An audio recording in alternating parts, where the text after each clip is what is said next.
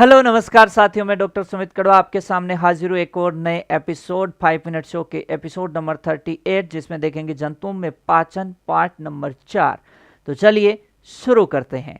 दोस्तों, आज की इस क्लास में अपन बात करते हैं, उसके बाद देखा जाए तो रुमंथियों का आमाशय तक अपन पिछली क्लास में देख चुके हैं। आज अपन बात करेंगे अरुमंथियों के आमाशय, जिसमें मुख्य रूप से आपका है घोड़े का आमाशय। तो चलिए दोस्तों, यहां अपन शुरू करते हैं। घोड़े के आमाशय जो है ये जे आकार का आमाशय घोड़े में देखने को मिलता है। घोड़े के आमाशय की जो श्लेष्मा झिल्ली है, इस श्लेष्मा झिल्ली में एक रेखा मिलती है जिसे मार्कोप्लिकेटस रेखा कहते हैं। यह रेखा घोड़े के आमाशय को दो पार्ट में बांटती है। मार्कोप्लिटिस रेखा के एक तरफ ग्लैंडुलर स्टोमक होता है और दूसरी तरफ जो है नॉन ग्लैंडुलर स्टोमक देखने को मिलता है। तो आमाशय को कितने भागों में बांटती है? दो भागों में बांटती है मार्कोप्लिकेटस रेखा। एक तरफ ग्लैंडुलर यानी ग्रंथिल होता है, दूसरी तरफ नॉन ग्लैंडुलर यानी अग्रंथिल होता है। आपको पता है ग्रंथिल भाग में जो पाचक एंजाइम स्रावित करने वाली ग्रंथियां देखने को मिलती है। दोस्तों, एक बहुत महत्वपूर्ण बात यह आती है कि घोड़ा कभी भी उल्टी नहीं करता है। क्यों? क्योंकि घोड़े के अंदर अगर देखा जाए तो ये जो ईसोफेगस है, ईसोफेगस के बाद आमाशय शुरू होता है। एक बार घोड़े में भोजन आमाशय तक पहुंच गया, उसके बाद ये जो लोअर ईसोफेजियल स्फिंक्टर है, या इसे कहते हैं कार्डियक स्फिंक्टर, ये इतना मजबूत होता है कि घोड़े के आमाशय में कितना ही दबाव बन जाए, ये रिवर्स नहीं ओपन होता है, वापिस ओपन नहीं होता है। तो घोड़े में कभी भी उल्टी नहीं होती। क्यों? क्योंकि लोअर इसोफेजियल स्फिंक्टर या कार्डियक स्फिंक्टर बहुत मजबूत होता है। तो दोस्तों, ध्यान रखना है, कौन सा जानवर कभी उल्टी नहीं करेगा? घोड़ा कभी उल्टी नहीं करेगा। अगला एक इंपॉर्टेंट पार्ट और है जिसमें देखेंगे अब अपन आमाशय, किसका आमाशय? मुर्गी का जो आमाशय है वो अपन देखने वाले हैं। तो दोस्तों, यहां से अपन देख सकते हैं कि मुर्गी का आमाशय है वो भी कितने भागों में बटा हुआ होता है? दो भागों में बटा होता है, जिसमें मुख्य रूप से अगर अपन देखें तो एक भाग होता है प्रोवेंट्रिकुलस और दूसरा भाग होता है यहां से वेंट्रिकुलस। दोस्तों, प्रोवेंट्रिकुलस जो होता है ये ग्लैंडुलर या ग्रंथिल भाग होता है।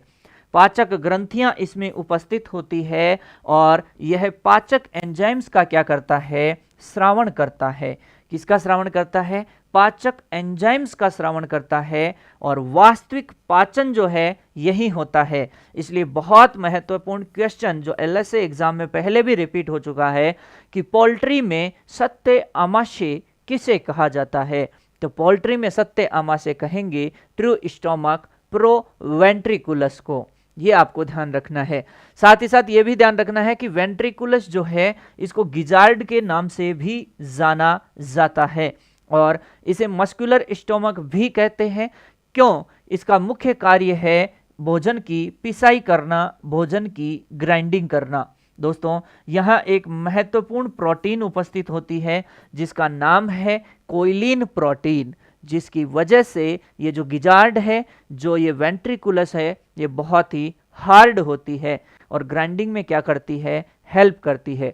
साथ ही साथ अपन पोल्ट्री के अंदर और कौन कौन सी संरचनाएं जो है मुख्य रूप से पाई जाती है वो भी देख लेते हैं। तो पोल्ट्री से संबंधित और महत्वपूर्ण बातों में जैसे कि क्रॉप, सवाल पूछ ले कि क्रॉप किस में देखी जाती है, तो वो पोल्ट्री में देखी जाती है। ये क्या है? ये ग्रशिका का ही एक पार्ट है जिसका मुख्य काम है भोजन को क्या करना? मुलायम करना। साथ ही साथ एक और संरचना देखने को मिलती है जिसका नाम है मैकेल्स डाइवर्टिकुलम। ये दोस्तों जेजुनम का ही मध्य भाग होता है और देखा जाए तो भ्रूणीय झिल्लियों में जैसे यॉर्कशैक होती है उसका अवशेष माना जाता है। आप और बात करें तो जो क्लोइका है, क्लोइका मुख्य रूप से देखें तो क्लोइका के अंदर 3 ओपनिंग जो है वो देखने को मिलती है। 3 तंत्र यहां आकर के खुलते हैं, जिनमें सबसे पहला है पाचन तंत्र, नंबर 2 पे है जनन तंत्र और नंबर 3 पे है उत्सर्जन तंत्र। ये तीनों तंत्र यहां आकर के मिलते हैं क्लोइका के अंदर।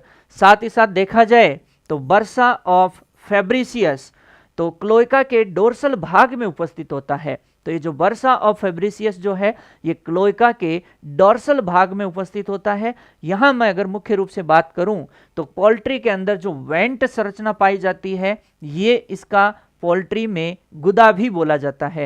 यानी पोल्ट्री में गुदा को क्या कहते हैं, वेंट के नाम से जाना जाता है। तो ये पोल्ट्री से संबंधित कुछ महत्वपूर्ण बातें थी। बिल्कुल पोल्ट्री भी आपके सब्जेक्ट में बिल्कुल सिलेबस में ऐड हो रखा है, पोल्ट्री साइंस, तो कोई दिक्कत नहीं है। तो यहाँ तक दोस्तों आपको कैसी ये जानकारी लगती है ज़रूर बताइएगा। आपके कोई भी समस्या आ रही हो रिवीजन में किसी भी तरीके की तो आप कमेंट बॉक्स में ज़रूर शेयर कीजिएगा। मुझे जब भी समय मिलेगा आपको रिप्लाई दिया जाएगा। ठीक है दोस्तों, जय हिंद, जय भारत।